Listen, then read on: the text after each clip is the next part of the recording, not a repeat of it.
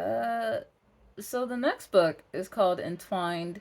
I don't say the author's names when I didn't like the book, mostly because like it's not a reflection on the authors, and like I only have like 25 subscribers, so I'm sure everybody who follows me is probably just my friends and family. So y'all know that. But like on the off chance that anybody else finds these videos, it's not a reflection on the author if I don't like the book. That's why the list is called Wouldn't Read Again instead of Bad Books, because they're not bad books. I just wouldn't read them again. Like Beloved. I hate Beloved. I do not like that book. My aunt will never understand why. I guess I just don't like stream of consciousness books, is the answer to that question. I don't. I hate that book. Anyway, what was Entwined about? I have no idea. Um, there's a character. Her name is out at Eileen. Her name is Eileen with an A at the beginning, and she finds a guy who's like half dead, and she helps him feel better. And she's like, he's a fairy, and she's technically a princess, but she's half pixie, so they don't like her, I guess.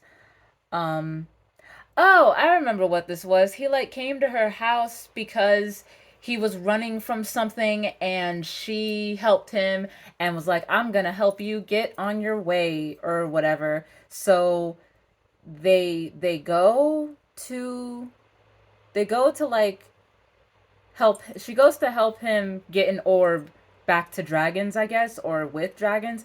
I don't remember. If I didn't like the book, especially like it doesn't really matter that I read it over 2 years ago, because I remember books that I've read over a decade ago. That's why I haven't reread Harry Potter, because I don't need to, because I liked it. I Yeah, I didn't care. um Sometimes I think I'm being picky when I say that I need my fantasy or just my books in general to start the plot within like 50 pages. You know what? I don't think I'm being picky no more. I didn't like Entwined. At some point, we will reach a book that I liked. I promise. Oh, speaking of which, book three of the Children of the Dragon, um, Arbadakar, I believe is the name of it, and I think all of these are the names of towns. Um, yeah. So uh just as like a setup for it, we meet a lady named Galena who was married young, and she understands the need for rebellion after learning some literacy. And Jehan saved her from something, so she's the one who got him sent to a different prison that ultimately allowed him to escape in the first book. I think he escaped at the end of the first book. Jehan's army is still marching after having their last town destroyed, and they march on the town. That's the title of this book, whose name I cannot pronounce. And even though the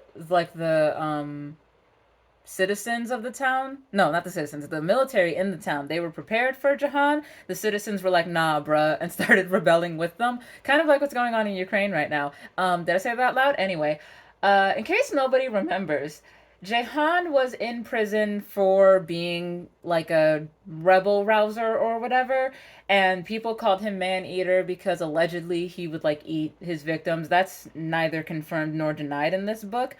And the emperor of the whole kingdom was supposed to have him executed, but he didn't for some very strange reason. I don't remember what it was. I think it was just hubris.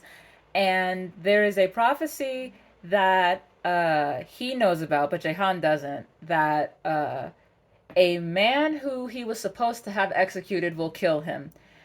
And we all know it's Jahan because he's called the Man Eater. And during the first book, after the torture, he had this whole rebirth thing.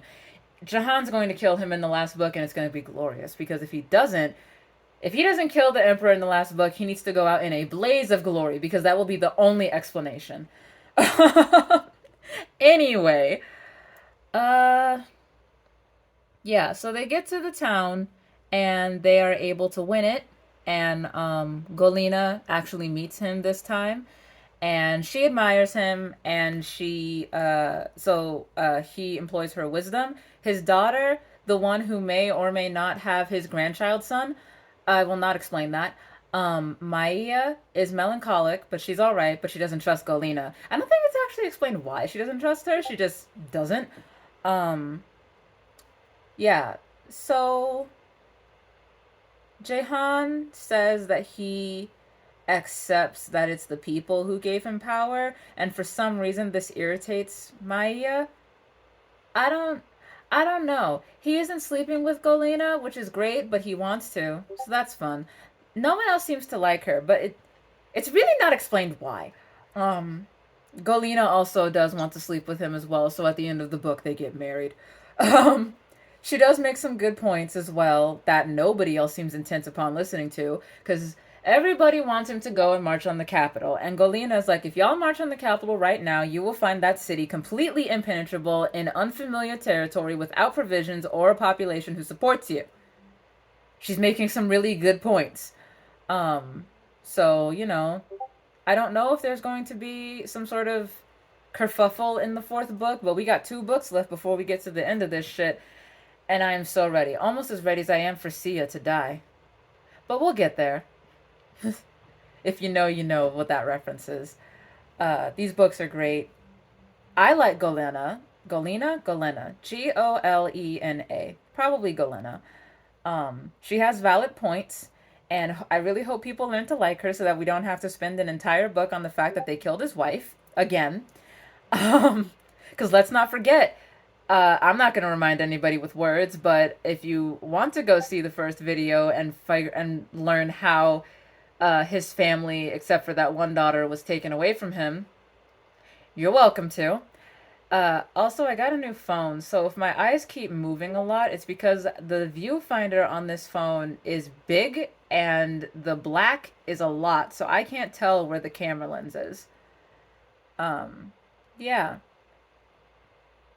I just wanted there to be follow through because after Game of Thrones, my heart hurts. I'm laughing because of what the next book is because I told my boyfriend that I really hope he's listening when I read this one. I don't know how I found this book. I think it might have been Facebook, in which case, what the fuck is Facebook recommending to me because I haven't gotten a recommendation like it since. This book is called The Haunted Vagina. It's got a really stupid plot, and I knew that when I bought it, but I had to read it for the lulz. So I'm just gonna try and stick to what I wrote here because I honestly have no words. Um, Steve wants to have sex with Stacy because her vagina is haunted, but it was great, and he didn't notice it was haunted at first. Um, these people are engaged and they live together, and he noticed sounds coming from her. Women screaming, babbling in a language he doesn't understand. She doesn't know how she got haunted. Her other boyfriends found it sexy, apparently, and she loves it. Steve hates it. Um, Ghostly breaths against the tip of my dick is an exact quote from him. He does love her, so that's the thing.